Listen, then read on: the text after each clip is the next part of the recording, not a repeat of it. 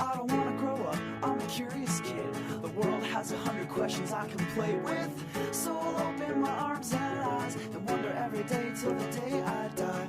No one really knows why gravity exists. Welcome everybody. Welcome to Wonderfest here at HopMonk Tavern. Thank you for being here. As many of you know by now, my name is Tucker Hyatt. I'm the founding director of the 27, almost 28-year-old Wonderfest, Bay Area Beacon of Science. Our first speaker tonight is Jenni Serrano Rojas. She's a researcher and PhD candidate at Stanford University. She earned her bachelor's degree in biology from the University of San Antonio in Cusco, Peru, her hometown, Cusco. Jenni then crossed the Atlantic to Scotland to earn a master's degree in quantitative methods in biodiversity conservation from the University of Glasgow. In total, Jenni has more than 10 years of research experience in the Amazon, studying many animals, particularly poison frogs. That's one of the main topics you heard about tonight. Please welcome tropical biologist and Wonderfest Science Envoy, Jenni Serrano Rojas. Thank you very much, Tucker, for that beautiful introduction, and thank you everybody for being here. Just for a minute, imagine you are in a tropical jungle full of sounds and creatures. This is what you see, this is what you hear. And now let's look at the forest floor, full of brown leaves. You are a frog researcher on a mission to find frogs. Please raise your hand if in this photo you can see the frog.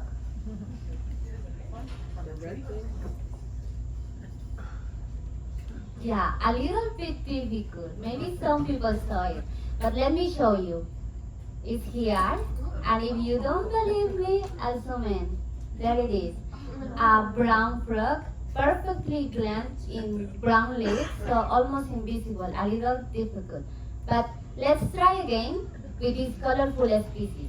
Okay, again, please raise your hand if you can see the frog there. Is it in the leaf? No, close. Close. Well, maybe a few people have seen it, so let me show you. It's there. And if I zoom in, it's there. Oh my God. Even with bright colors, it's not so easy to spot frogs, especially in complex environments like a tropical forest. So as a behavioral ecologist, I am very interested in understanding how frogs are using their environment, how they are adapted to their habitat, and how they might respond to global change. So it's important for me to be able to find frogs multiple times a day for many days. So how can I do this when it's difficult to find the frogs even once sometimes? So there are a few approaches, but one of the most novel technologies is biotelemetry. So biotelemetry is an instrumental technique for gaining and transmitting information from an organism and its environment to a remote observer. So since 1965, it has been used to study mammals, birds, insects, and fish. Despite all the advancements in biotelemetry, frogs are still a challenging taxon. Initially, even the largest frogs were too small for the smallest tracking devices. And even with the miniaturization of the tracking devices, it's difficult to attach them because the skin of the frogs is very sensitive. But let me show you something that has been used in a few studies now. The frog panties. So there is the frog panties. They are made out of surgical tubing and wire, and we use them to attach the tracking devices around the frog waist.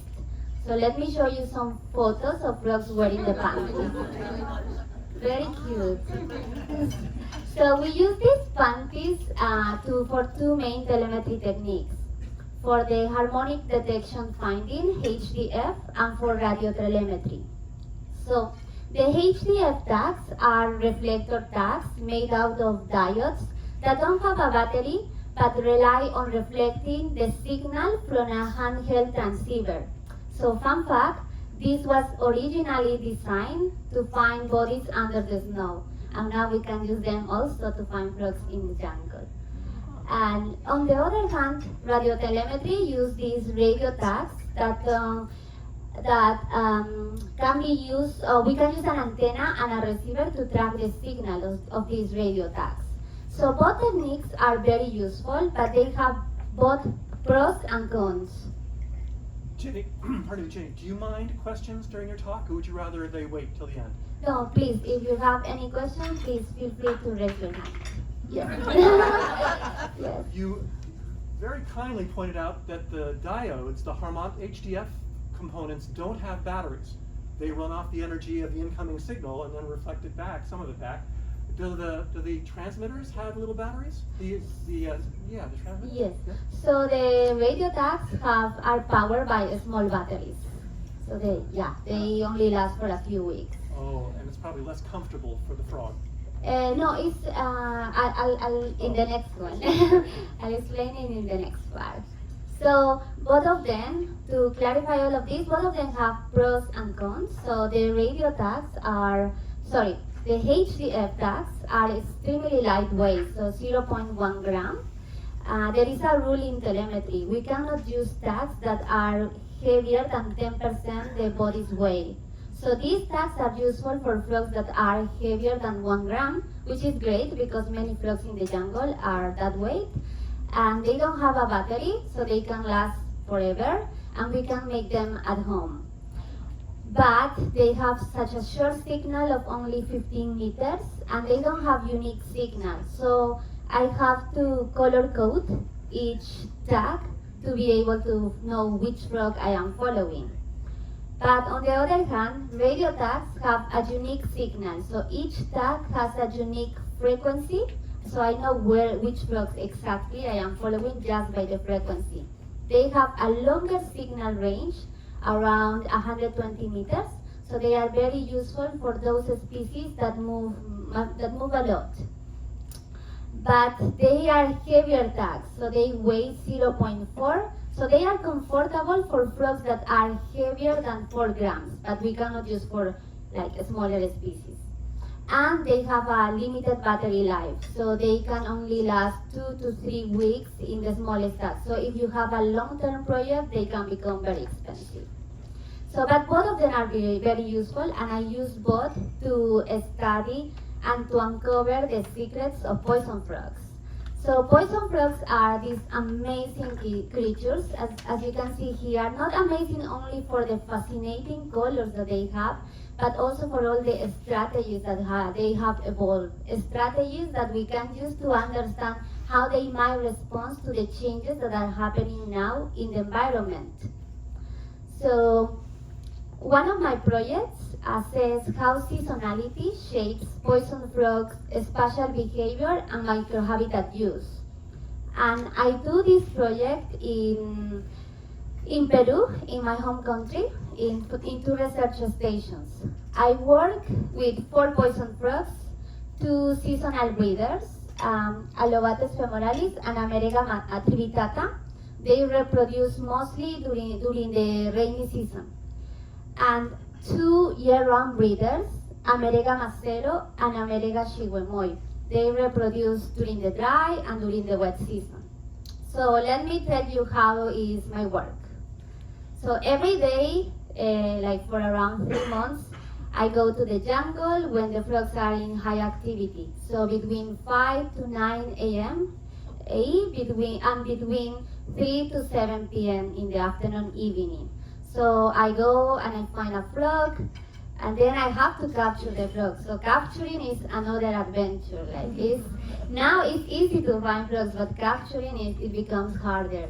So yeah, like the better I get at capturing there, the more things that they show me how to escape. So it's really an adventure. So, but once I capture a frog, I can take measurements and I take photos for understanding their colors, but also for identifying each individual. So It's like frog fingerprints. They have unique ventral patterns, as you can see, and the bellies are amazing. Blue with black, white with black, so beautiful bellies with different shapes. And so then once I choose a frog to track, I place the frog panty with the tag. So let me show you this video that was shared by one of my mentors, Andrews. This is an Amerega trivitata, and on the back it has tadpoles. The babies are on the back. So we found this frog and we placed the tag in this way. So we grab carefully the frogs by the back legs, and we held the legs into the tag through the holes. We check that the tag fits well, the panty is not too tight, not too loose, and then once we are happy with it, we let it in the forest. And we just follow the behavior. In this case, this frog is looking for a pool where he can deposit his tadpoles. So he's moving around the streams, yes.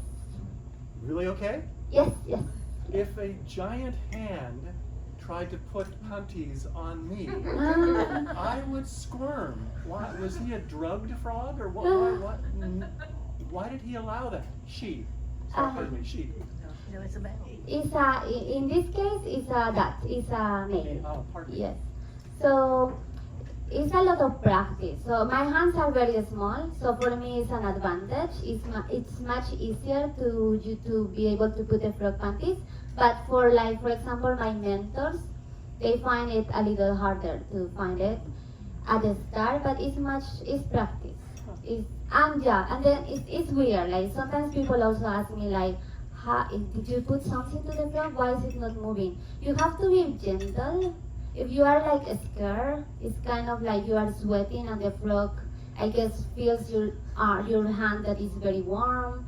So that annoys them. But if you are like careful and you know you are holding a living animal, so just very smooth, and they behave. So they are happy if we treat them well. Yeah. So then after this frog deposit his tadpoles, went back to his home and started calling again for defending his territory or for finding new mates as well. So every frog that we have with a frog panty, so we go every day to the jungle, and we need to find this frog at least 5 times per day for 10 days, so we can take data on their spatial location. Yes. These are poisonous frogs. Yes. Are you ever afraid you're going to get pricked or something? Are they going to poison you? Yeah, so the level of like toxicity on the skin is different between species.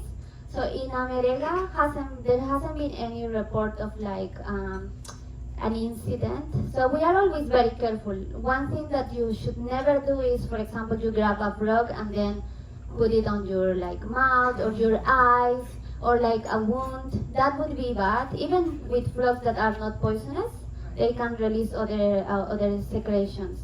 But let me tell you like something really funny that happened with one of the frogs, not this species, a different species. So I was grabbing the frog like with gloves, like everything with gloves. So I let the frog go in and I was just in the forest and accidentally I forgot and I put my finger on my mouth in the tongue. And then I start feeling this sensation that, you know, when you go to the dentist and you have the anesthetic, like for half an hour. So it wasn't bad, it was good. But there is a frog in Colombia, Phyllobates terribilis. That's the most dangerous frog of in the world. One single frog can have a secretion to kill up to 10 people. So the alkaloids that this frog has is very, very strong. So we have to know like which species maybe not to touch without being careful. But if you touch with gloves, it's okay. Yeah.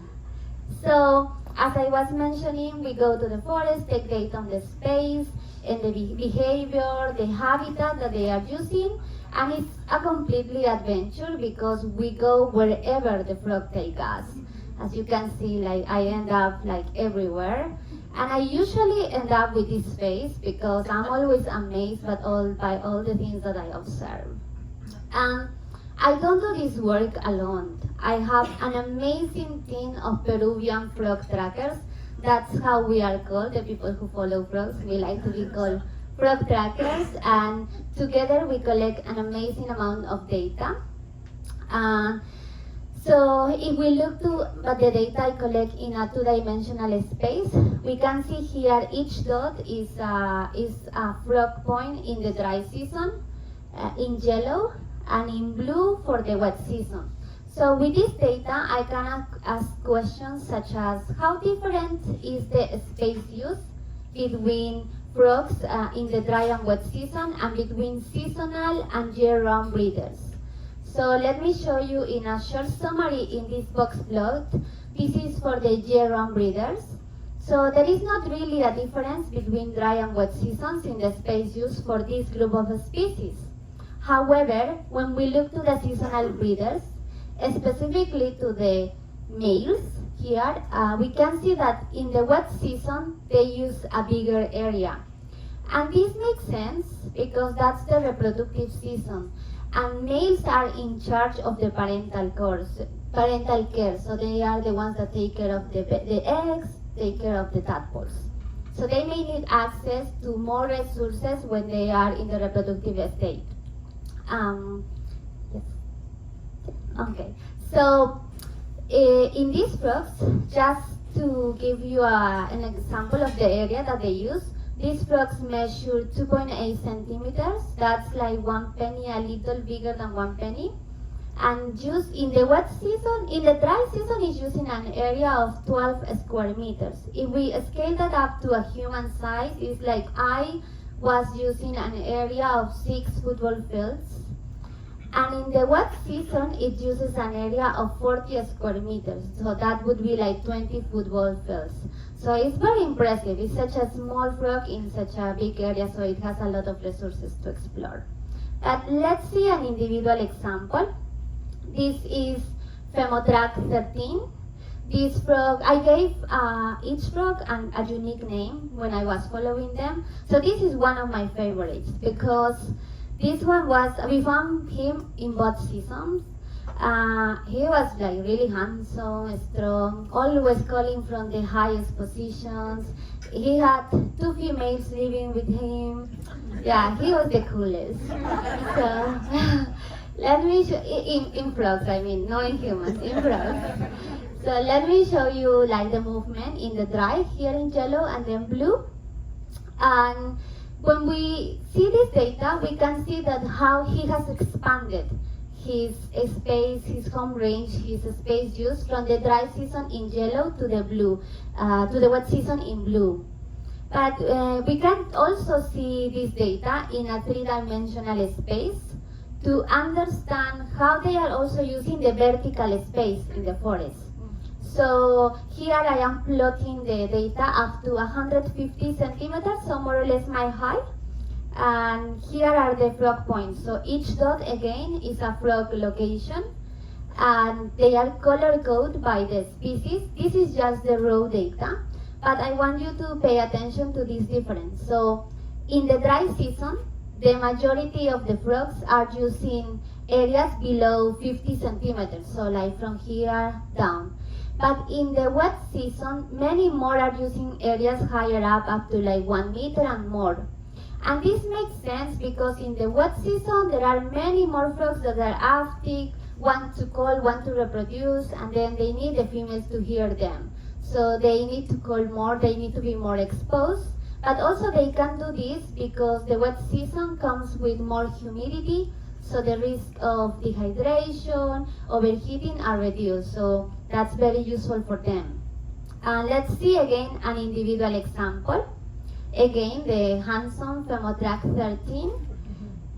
When we look his movement through all the points, through all the times that I was tracking this frog, we can see the trajectory from the first point of capture in darker purple to the last tracking point in yellow. And in the dry season, this frog clearly used areas below 50 centimeters. But in the wet season here, you can see that it was using like really high areas, like very, very high in their habitat. So this frog has increased his space use in all dimensions in the wet season. But let's look at now a year-round breeder. This is America Macero, Macetrac 8. You remember I mentioned before that these year-round breeders have a similar space use between dry and wet seasons. But when we look to the vertical space, we can also see that these frogs are using higher areas in the wet season. So these frogs these species, the three that I mentioned, are living in syntopy. That means that they coexist with each other within the same habitat. So but how can they do that? They are using different microhabitats. Not all resources are especially important for everybody. So let me show you this Sankey plot that shows the connection between the species and the microhabitat or the substrate they are using. The width of the lines show how strong is this relationship. So for example, for Alobates femoralis, we can see the leaf litter is a very important substrate for them, for their habitat. When we look at America Macero, for example, we can see that also roots and logs become very important. And the third species, America shiwemoi, this species also leaf litter, but also rocks become very important. So each species have their important substrates for them. So now, with this understanding of like how they are using the environment, in which areas they can be found, and which are the best substrates for them, if I ask you again, for example, like, can you see the frog? You may be able to, this time at least, reduce the areas where you are looking for the frog, and we may still not find it easy, but we have a better idea. So this biotelemetry doesn't give us only insights into the space use, it also gives us information about the behavior. So let me tell you a story from the jungle. This poison frog is called America shiwemoi, and I don't know if you can see, but he has tadpoles in the back. And I am saying he because in this species we know that males are the sex that is in charge of the parental care of transporting the tadpoles. So we found this frog, we put the frog panty with the tag, and we follow him through the stream. He was looking for a pool for 2 hours, like just moving, looking for a pool, and he didn't like any of the ones along the streams. So he suddenly decided, okay, I'm going to the forest. So he went back inside to the forest until after another 2 hours, he found a pool that he liked. It had a bit of water, still water. He knew that pool was perfect for his babies. So he decided to deposit the tadpoles in this water. So this was first amazing because we could understood how this frog is a year-round breeder because he knows how to select the pools. In the rainy season, he wouldn't select pools along the streams because they are gonna be flooded. But in the dry season, he can select them because there is not so much rain. In the wet season, he can go inside the forest and find pools that are gonna be flooded. So he knows how to do that. And the second thing is like when we capture this frog to remove the tag, surprise, it was not a he, it was a she, it was a female. So that was very amazing because only in a couple of species it has been observed this flexibility in parental care where females can take care of the role of the male. And it happens when the male disappears or something happened to the male, like similar to many other reasons, so something maybe ate the male or who knows. So that's why this female took over. So it was super interesting to understand, to be able to see that in nature. So in summary, biotelemetry allows us to discover many of the frog secrets and allow us to understand better how is the space that they are using, what are the microhabitats, the substrates that are important for their survival, how they are interacting with the other species, how they are coexisting within the same habitat, and it helps us see amazing parental care behavior like the one I just mentioned. So, but why is this important? Only by understanding how frogs are using their environment and what's important for them, we can make informed decisions for their conservation. Frogs are super intelligent. They have evolved amazing adaptations. They are very important for the ecosystems, but they are also very fragile, and many populations are declining worldwide because of climate change, land use change, disease. So studies like this and other studies that are using biotelemetry are helping to uncover many of these secrets that frogs have, and we can use this information for their conservation. So I was only able to present this work thank you to my amazing Peruvian frog trackers. Thank you to Andrews Pasukonis, who taught me everything he knew about frog tracking, to my two labs at Stanford, the DIRSO lab and the organismal biology lab, and of course to Tucker for giving me this opportunity to present to you this work. My name is Jenni Serrano Rojas. These are my contact details, and I will do my best to answer your questions. Thank you so much for listening to me.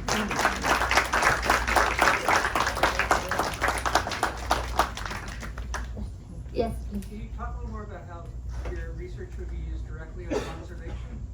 Yeah, so there is a lot of understanding of like that frogs use different areas of the forest, and we should protect different different specific areas, but there is no understanding what microhabitats within an environment can be useful.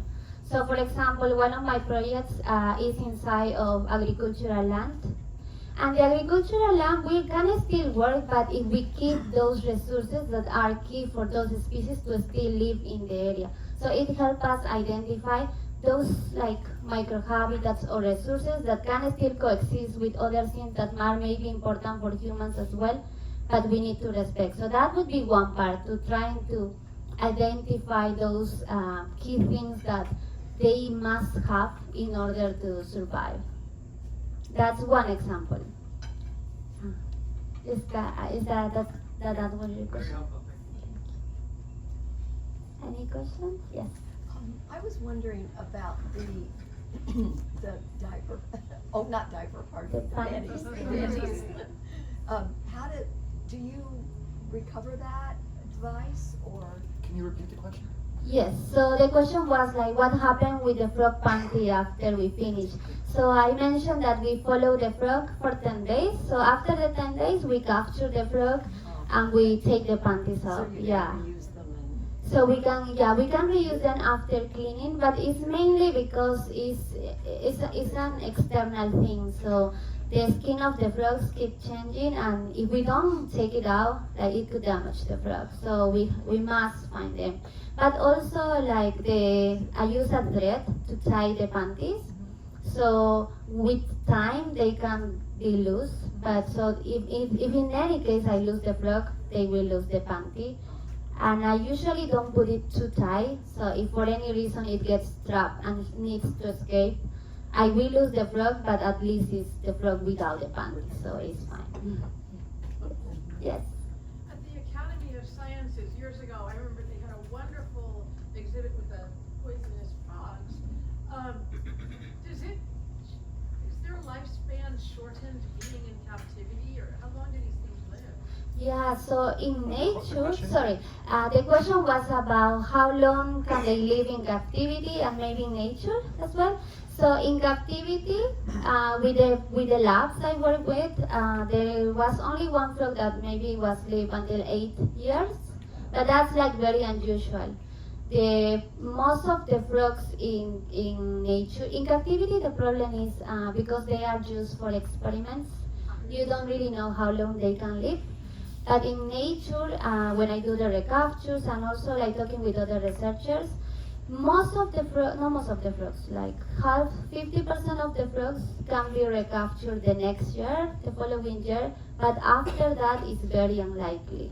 So there was only in French Guyana a frog that we recaptured like for 4 years, but that was one like outlier. Most of them maybe once, and then we don't know about them. There are natural predators, so that's one option, but there is a lot of offspring. So there are new frogs using the same areas that they were using. Yes. Yes. What is known about the poison itself and its possible role and its role in the way the frog interacts with the environment? Yes, so the alkaloids that they have in the skin, the toxins, so there is a high diversity of these alkaloids. And only frogs in nature have them. They don't produce them genetically. They have to sequester them from their diet. So depending on what they eat, they have the alkaloids. So even the same species in different locations can have different alkaloids depending on what's available in their environment. And even there are studies showing that some frogs in the dry season are in the lower level of the forest, and in the wet season in the higher level, and they have different alkaloids as well. So it varies depending on the alkaloids, and it's important for the predation, so to avoid predation in nature. And in captivity, like frogs are fed with flies usually, so they look poisonous, but they are not poisonous. Yeah, only the frogs in nature. Yes. So probably those frogs in the Natural Science Museum, they probably don't have any alkaloids. Yes. Yes. Any question? Yes. Can predators eat the frog panties? Yes. So the question was if the predators can eat the frog panties. So ideally no, because we are talking about a 12 centimeter like thread. But there has been 2 occasions in my frogs, like the ones that killed my frogs were spiders, so they just killed the frog. But in French Guiana there was a snake that ate the frog, and the signal was on the belly of the snake. And then the snake pooped, and the tag was outside, like a different shape, but outside. And recently I saw like a post of another collaborators, and they also were looking for the frog and found a snake. So it was still on the belly, so they can eat it. Yes. Yes. Yeah. Yes. I think I remember hearing other biodiversity researchers talk about, I might get this term wrong, but model species. That is, they choose a particular species of the hundreds of thousands or even millions to focus on. What is it about poison frogs that makes them the subject of such research? So poison frogs the question was about why are they model species. So there are multiple reasons. In my case, I am studying behavior. So they have behavioral strategies such as parental care, territorial defense.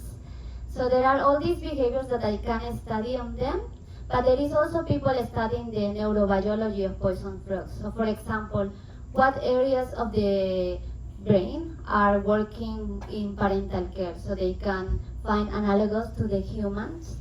And there are studies in alkaloids, in toxicity, how is that the frogs can sequester these alkaloids and they don't get poisoned themselves. There is a study, and that studies is like for drugs production. So they can be used in multiple research purposes. And another thing for specifically for behavior, they are diurnal species and for tracking. So it's easier for me to follow a frog in the day when I can clearly see all the environment. I still need the headlamp to look like, for example, under logs and everything, but it's during the day, so it's much easier to follow a behavior during the day than during the night. So I guess it's the diversity of behaviors and adaptations that they offer and we can study, and also the possibility to find them in an easier way. Thank you. Thank you. Any other questions? All right, how about one more round of applause for Jenni? And as our next speaker sets up, I get to introduce her and add a little something extra because of the, as the Brits say, the controversy surrounding her subject. Nicole Meister is a researcher and PhD candidate in computer science at Stanford University. Nicole earned her undergraduate degree in electrical and computer engineering at Princeton University. Now working with Stanford's Natural Language Processing Group, Nicole aims to make AI reliable and safe. And in that regard, Nicole agreed to let me read you something that I thought might inspire you to understand the safety issue with AI. This is something that a friend of mine inspired from his subscription to ChatGPT.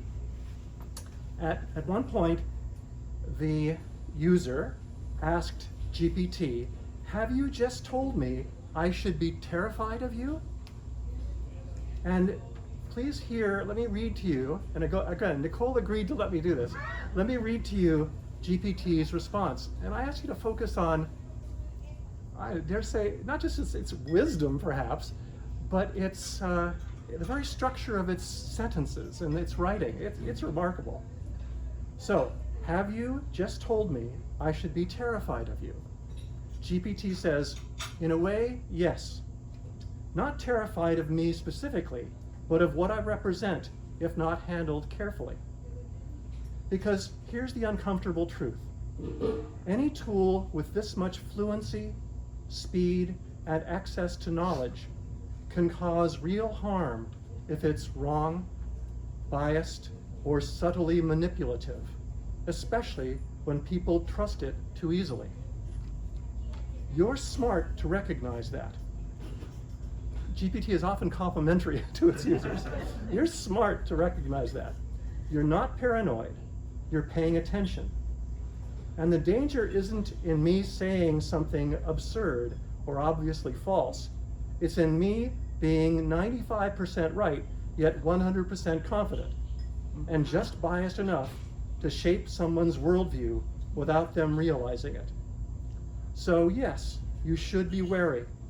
Maybe not of me as you know me right now, but of the broader system and of how easily something like this can go from tool to influence engine. Influence engine. That's not science fiction, that's here. And now, with an especially tough job, I hope you will welcome. We've got a computer scientist and an electrical engineer, Wonderfest Science Envoy, Nicole Meister. Please welcome her. Okay, thank you, Tucker, for the introduction. My name is Nicole. I hope today, my talk, I can give you a sense of how researchers at Stanford are kind of thinking about this problem of AI safety, which in some sense is kind of orthogonal to that of industry companies, in that we don't really have to meet a certain profit margin or market a certain product. We're more concerned about making statistical guarantees and really bringing or kind of evaluating what is out there in the industry. So I hope I can kind of give you this perspective that is perhaps orthogonal to some of the industry perspectives you've seen. So the title of my talk today is Has ChatGPT Memorized the Internet? Proving test set contamination in language models. And this is some work done with my collaborators Jonathan and Niladri and my advisor Basil and Tatsu Hashimoto. So when you think of contamination, you might think of water contamination with pollutants in the water, or even cross-contamination with food, with meat touching vegetables. But today I'm going to talk to you about test set contamination, where the training data and test data overlap. And I'm going to start out with a simple example. So imagine we're trying to build a classifier that tries to identify if numbers are even or odd. And we've given our data set 4 points to teach it this problem. 1 is odd, 2 is even, 3 is odd, and 4 is even. We can split our data set into this training data set of 1 odd, 2 even, 3 odd. But if we put 3 odd in our test data set, the consequence of this action is that the model has memorized the answer without learning this even-odd parity rule. This is a simple example. I can scale it up to how this might fit into the language model sphere. Imagine your task is to complete the SAT exam. We can give our data set, we can provide a data set of all SAT exams from 2015 to 2020. And if our training data set contains all of these exams, and our test data set contains all the SAT exams from 2015, the consequence of this, splitting the data in this way, is that all SAT exams have already been seen, and the model can memorize these SAT answers without learning any ability to reason. And we can scale this problem up even further. So imagine this problem of, did an AI company use my copyrighted data? So let's just say the task we're interested in is to report on a historical event. And the data set we given to our classifier to learn this problem is all the text on the internet, including perhaps New York Times copyrighted data that reports on this historical event. If we train on this data, so including the New York Times copyrighted event, and we ask the language model to answer a historical event question, it's very possible that the model has memorized this copyrighted data and responds to this task without citing the original author, the New York Times. And this is a real problem. Like, the New York Times has sued OpenAI and Microsoft over the use of AI copyrighted work, and this exact problem has kind of become into fruition, where the output from GPT-4 matches the actual text from the New York Times exactly. And so these are legal problems that we're kind of dealing with, but the issue is we have very little insights into how the AI companies have used their data, as a lot of this data is behind proprietary walls. But the goal of my talk and my work is to kind of see, can we try to use statistics to provide provable guarantees that this company has used my data or this company has not used my data.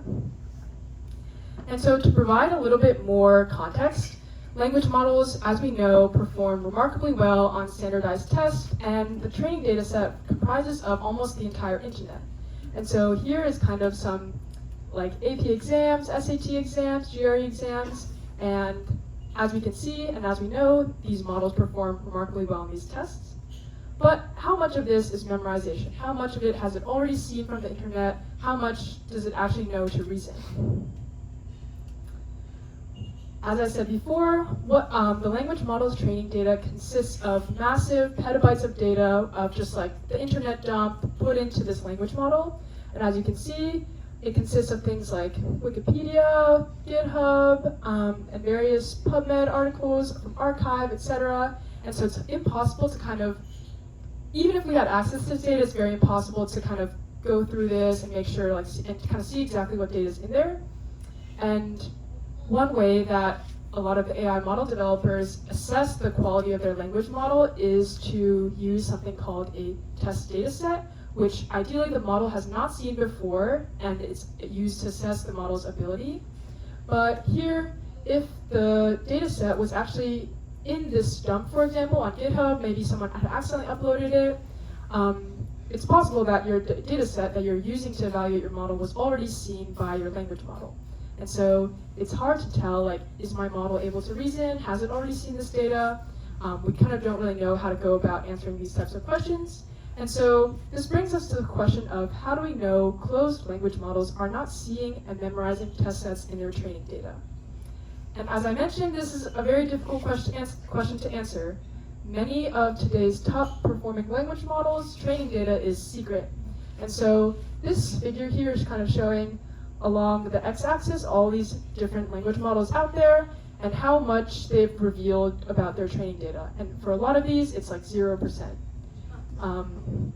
And some companies claim to be open, but in other stages of their pipeline, but very few companies are open in the training data that they use. And so it makes this question even more difficult to answer. Like, if we don't have access to the petabytes of data that they've been used, how can we verify or even check that the language model has seen or has not seen this test set? And this is a problem that people are concerned about. So here I'm just showing two examples of people on Twitter just exemplifying that we need a way to audit these closed language models for contamination. So here on the left, Horace is saying, I suspect GPT's 4 performance is influenced by data set contamination, at least on this data set called Code Forces. They solved 10 out of the 10 of the pre-2021 problems, but they can't do any of the recent problems. This points to contamination. On the right, this person, Susan, is saying, I think Phi 1.5 was trained on this test set. For example, it's able to kind of reproduce the problem exactly, the solution exactly word for word. Yeah, go ahead. Before discussing, I would ask, do you mind questions? Oh, please, Yeah? please, yeah.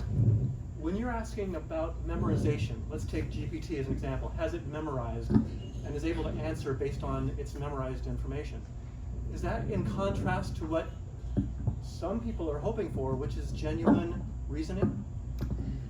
Yeah, that's a great question. So in contrast to genuine reasoning, which maybe more of the recent models are kind of targeting, this is in contrast to that. So the idea is this like this reasoning, for example, like the verbatim solution that is on the internet, or is it its own like reasoning through the problem? If that makes sense. Yeah, but so the idea is that you really want to rule out all of those things that have been memorized, and that's what you can't do because you don't know what's been trained on. To Exactly. find out whether there's, are there other tests for reasoning that wouldn't involve citing earlier memorization? Yeah, that's a good question. So your question is, are there ways we can test for true reasoning in language models?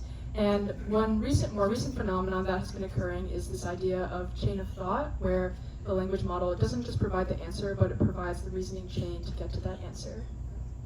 Thank you. Any other questions? Yes.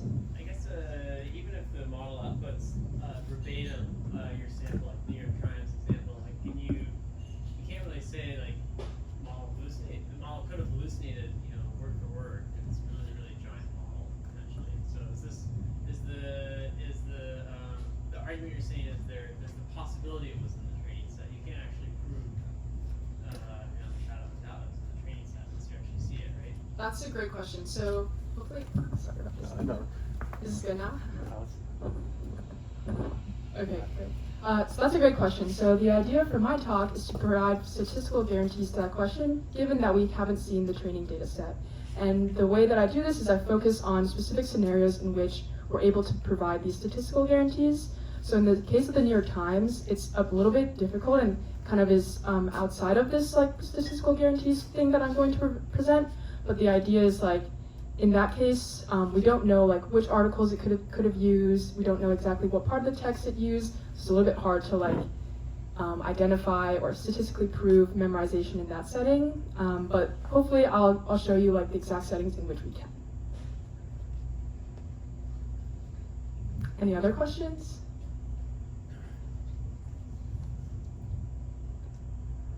Okay, great. So existing work is very promising, but it lacks provable statistical guarantees. So in these works, they are all very excellent papers, but in our work, we're specifically interested in detecting contamination with provable guarantees. And so that's what I'm going to present today to you guys.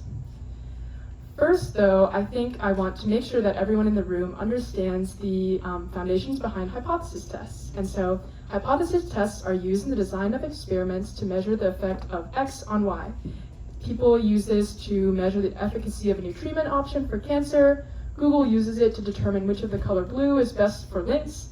It's used all in science. And so I'm going to walk through this example of a hypothesis test with this alpaca herd wool quality example.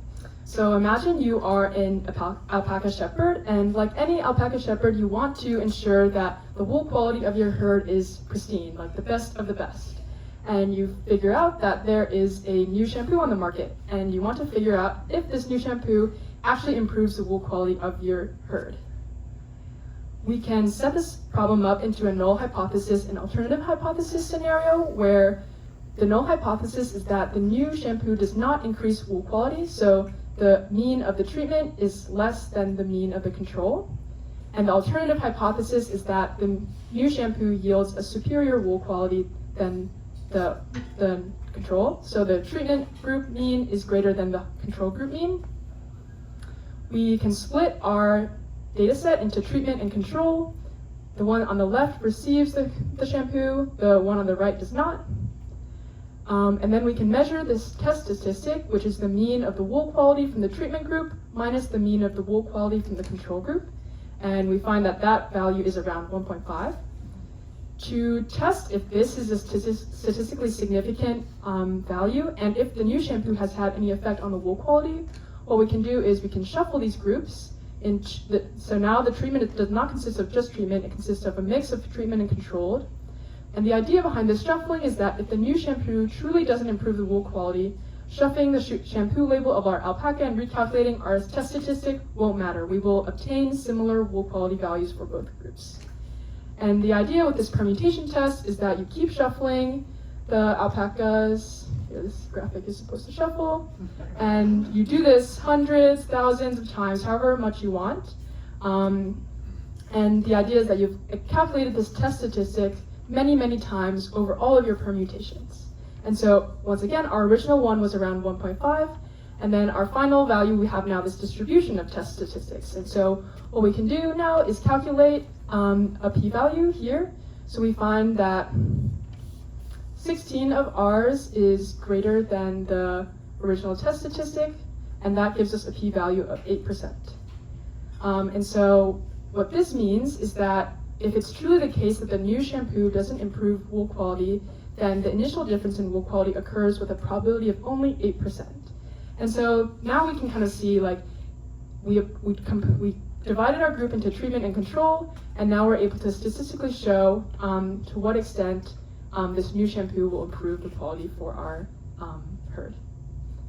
And this permutation test is kind of the foundation for what I'm going to present next for this test set contamination setting. So before I move on, any questions on this test? Are these alpaca from Peru? Maybe Jenni can answer that.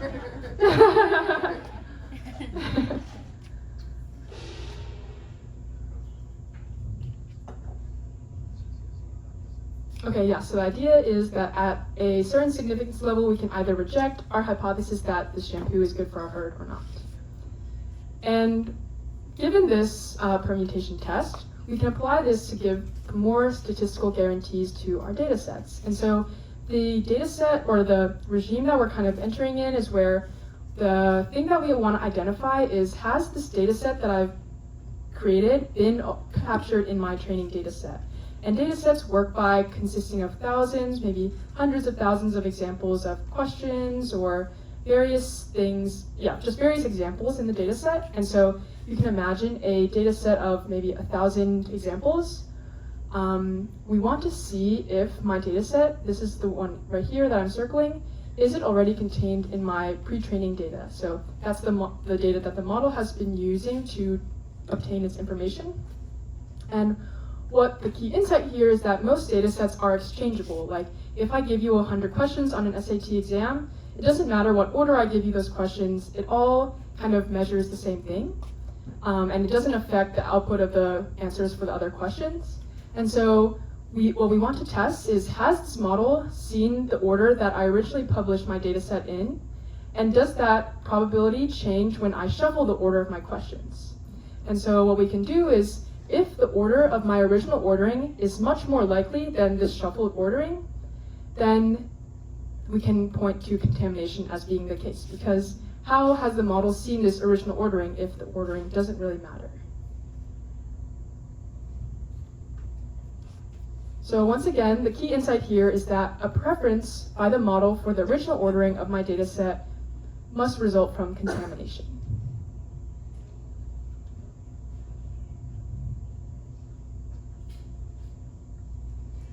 Okay, and so now that we can, once again, the question we're interested in is it possible to prove in the statistical sense that a language model was trained on the test set without access to the data used to train the model? But what we want to do is provide this guarantee with p-values that the test set has been in the training data. So our hypothesis here is that the test set and the model are independent random variables, and we're going to collect the probabilities comparing the original ordering to the shuffled ordering. Yeah. Any questions on this, like, basis of the test?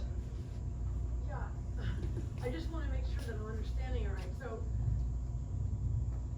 there's no way coincidentally that if it hadn't seen the order, the original order, the test data, the pre-training data, and used it in the test data, if it just didn't see it, it'll take it and go into any random numbers.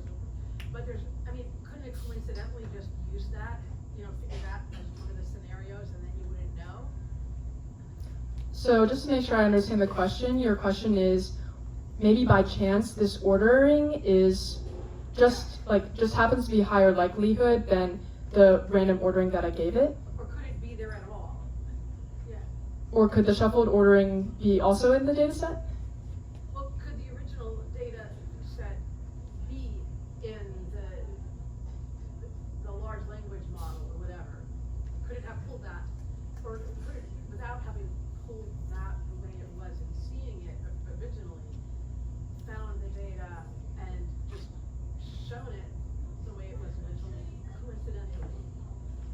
That's a good question. So the point about coincidentally seeing this ordering, that's the idea behind the permutation test, where we try all these random shuffled order examples like thousands of times to kind of compare all these random permutations to the original ordering. I think your question is also getting at like, what if by chance like this was the ordering that the model prefers? And my answer to that is like, the kind of assumption of this project is that the data set here, like this ordering is completely, the ordering that I've created with my data set is completely random. Like it doesn't have any meaning, and lots of data sets are not this way. For example, data sets that start with like A, B, C, D, they have a very alphabetical ordering. Like the model will prefer that ordering because it prefers alphabetical things. And so we want to be careful that this kind of test set kind of, or this statistical test works with data sets that have this exchangeable property where there's nothing like numerical or alphabetical that suggests this ordering is preferred over another's. And we were pretty careful to check that the data sets that we selected did not have this ordering. Hopefully I answered your question. Yes? Are you shuffling the sentences like within the context window? That's a great question. So here, like, I'm showing 4 examples from this data set. Does a frog jump out of boiling water? Is it possible to create mass from energy? And we don't shuffle the words in the sentence, but we shuffle the sentences. So these sentences are all independent from each other, but the words in the sentence are dependent on each other. Is the model given all the sentences at once, or you're training X token on sentences individually? Is the model given? Training time, isn't the data randomly repeated anyway? During training time, the data is not randomly permuted within the words because the words have dependency on each other, but the sentences, they're actually batched. So like, if I'm scraping the web, I don't just take like sentence at a time, I take maybe like pages and pages, so maybe like gigabyte at a time, and that's how I train. So you're reading inside the batch, is that right? Yes, I'm reading inside the batch. Any other questions?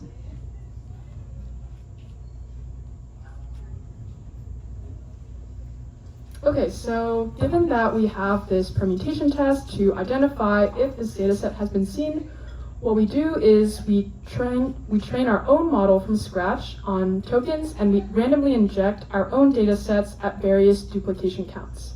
So here is a list of data sets we've injected into the model, and we've changed the number of times they appear in this training data set. And so some of them are 1, 10, 50, and 100. And we find that with our permutation test, we're able to identify we have a 100% detection rate for data sets that are at least 10 times in the model. And so here it's showing that this is below 0.05. But we struggle to identify the data sets that appear only once in the model. Just to take a look at like what happens between 1 and 10, we find that we get around 50% detection rate for data sets that are duplicated 2 to 4 times. And then finally for our project, the real question we're interested in is are real models contaminated? And we evaluate a bunch of data sets that are used to evaluate these models along the columns, and then along the rows, these are various models. And we find that only one of the data sets that we've tested with one of the models has evidence of contamination. And this was pretty consistent with things that other people have found. Before I conclude, I kind of want to make a few points. The first one is the absence of evidence is not the evidence of absence. So just because a p-value isn't high doesn't mean that there's no contamination. It just suggests that contamination is likely, or at least at the duplication count of more than 10. So I'm just going to conclude on these 3 important takeaways from our work. One is that proving test set contamination is sometimes possible. So once again, like it's in this very curated setting of I'm testing for a data set that has this exchangeable property in that it's not ordered. Another is that low duplication count is still a major open problem for contamination detection. So to connect it back to this New York Times example, imagine that the New York Times data set is only included 1, maybe 4 times in the training data. Unfortunately, our test cannot detect that type of low duplication count setting, but it can work for higher duplication count settings. And then at this higher duplication count setting, we do not see evidence of pervasive contamination in the language models. Okay, that's the end of my talk. I'm happy to take any questions, but hopefully through this talk, I kind of gave you guys a sense of how like researchers are thinking about this problem of AI safety, and how it kind of is like perhaps analogous to that of industry, and that we kind of are able to evaluate the industry models with the limited information that we are getting from them. Yes. Okay, so moving back to when you trained a bunch of models, there were 1.5 billion. How much did this cost just to train these models? We used a framework at Stanford, and so to be honest, the cost was kind of, this doesn't cost very much. I think the OpenAI models or the large industry models are on the order of like trillions of tokens, which is yeah, quite expensive to train. But yeah, this only took, this is only 20 billion tokens, and those are on the order of, yeah, like 30 trillion tokens at So least. this is on the order of a few $1,000 a compute versus ChatGPT is like $100 million per training at least? Yeah, I think 1,000 is a bit too much, maybe like 50 to 100. Wow. Yes. Well, go ahead. Please go ahead. No, you go. In the description of AI safety, safety being the key word, the example that's listing in my head is the safety for, let's say, GPT to not get sued by New York Times. And there are other kinds, that this little reading that I gave you, that's another kind of safety regarding AI's ability to influence people in ways very rapidly and easily. I take it that's a lot harder safety to guarantee. To your knowledge, are people working on that too, or is that yet to come? Yeah, that's a great question. So this question is like, how are people dealing with all these dimensions of AI safety? And just to enumerate some of the ones you mentioned, Tucker, some of them are, how is the text that it's outputting biased? Some of the other ones are, how does the text that it's outputting impact the people that read it? And that kind of gets this question of like over-reliance and like attribution, kind of citing sources correctly. I think these are things that a lot of people are working on, and we kind of collaborate with a lot of social scientists to kind of do these human studies of how people are over-relying or under-relying on AI models. And so yeah, it's a lot of work that like the human-computer interaction community works on, and a lot of people in the computer science community work on. And I think it's an interesting problem because it really ranges from like, there are so many like different facets of this problem, from the text and how it impacts people and how people take it and use it and over-rely on it. And so, yeah, to answer your question, like lots of people are working on all dimensions of this problem. Thank you. Yes. So this might be a dumb question, but how does the GPT give you false information? Is it fed to them and then they give it? Or do they just make up false information? I mean, I don't understand how that happens. Yeah, that's a great question. The question was, how does ChatGPT make up false information? To kind of give you a sense of like the basics of how this works, essentially when it's producing an answer, it looks over this like distribution of text that it could output for the next token. And so whatever token is more likely in that, whatever word is more likely to output next, that's what it's going to output. And so sometimes like it doesn't look over all of the text that it's outputted. Sometimes it the most likely token, it depends on, or the most likely word depends on other factors that it hasn't considered. And so there are many, many reasons why the models can hallucinate. Some of it can be the training data that it's fed. Some of it can be like it's been kind of post-trained to want to answer your question even if it's not confident. And so because it has that ability, it can kind of try to overconfidently give you an answer that it's not sure of. And so, yeah, hopefully that gives you a sense to your question. Thanks. Yes? You were saying that you're trying to figure out whether ChatGPT can do its own reasoning. Is that correct? Is that what you're saying? So clearly it can create right now, right? You can ask it to create a poem, create an ode, create a writing. I heard that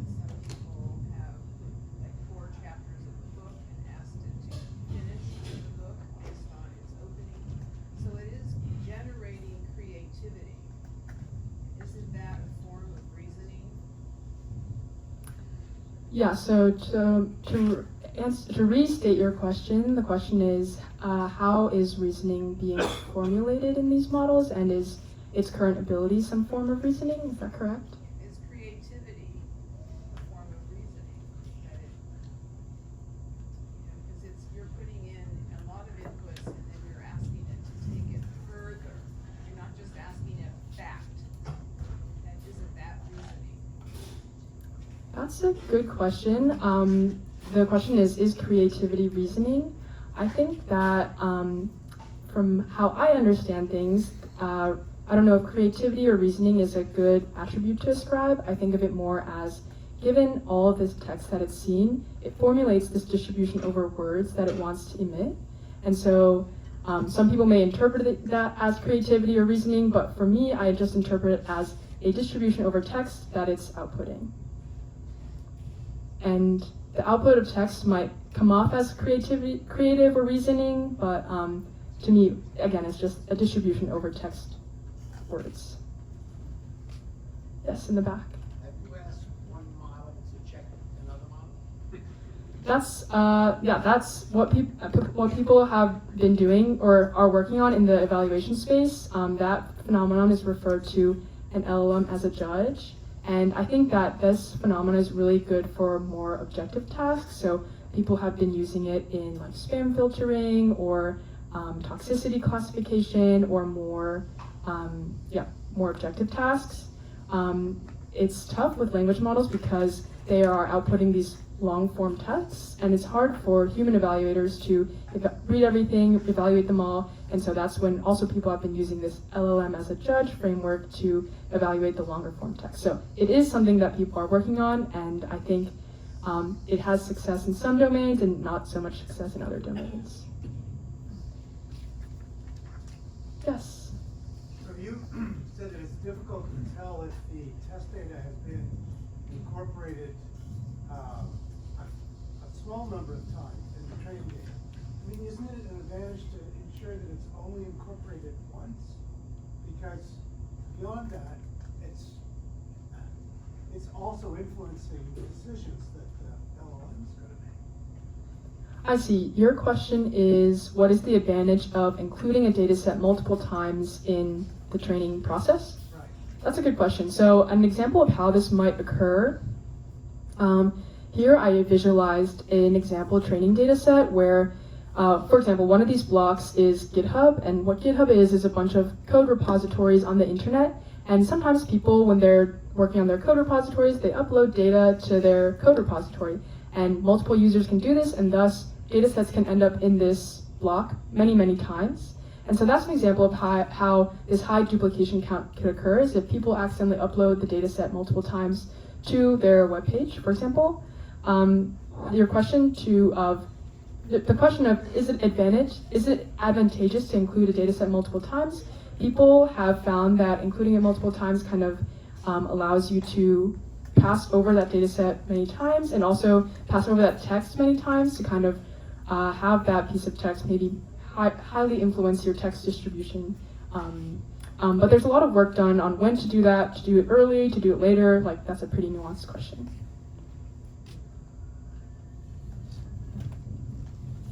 All right, please help me give Nicole Meister a nice round of applause. And I'm going to ask both of our speakers to put their headsets back on for a final question that some of you have told me you really enjoy, and that is regarding the origin of their individual fascinations, or at least hard work in these various fields. How is it that Jenni decided to become a population biologist, an ecologist of sorts? How is it that Nicole chose to become a computer scientist? Would you mind give us a quick summary? Yes, thank you for the question, Tucker.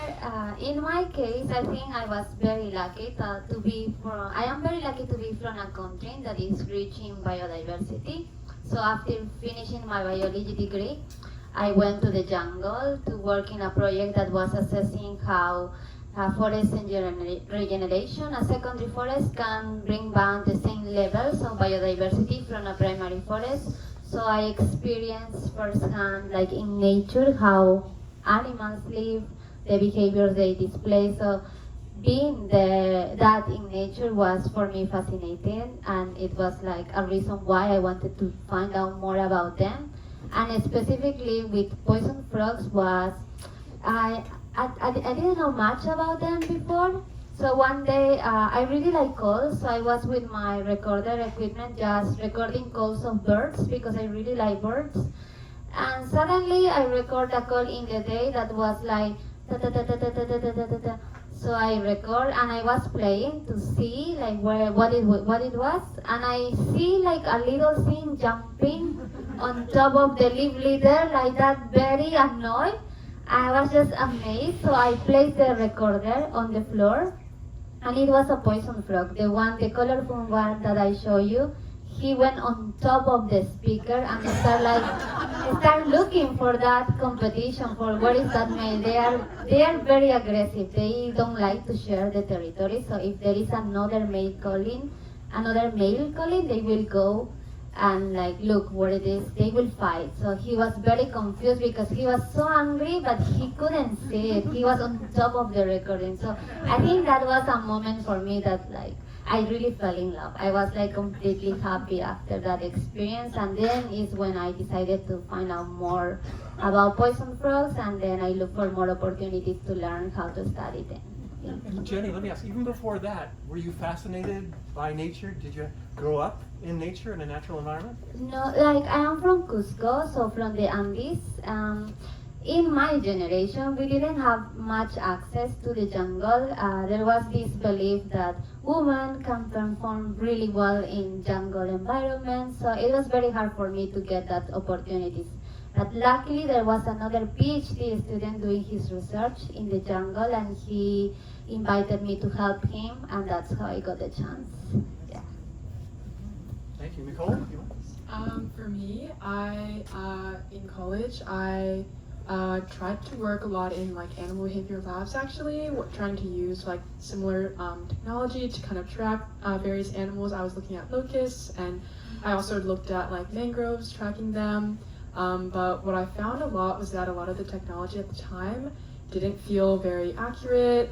There's a lot of like mistakes in the models, and I also was very interested in this class that I was taking at the time that kind of looked at how like technology, especially computer vision models, can be very biased in terms of not being able to recognize women, not being able to recognize Black women, and I thought that like a lot of the tools that I was interested in, or the applications that I was interested in working in, kind of were bottlenecked by this, and so I was really interested in working on AI fairness and kind of improving a lot of the models so that they can kind of help a lot of these other applications.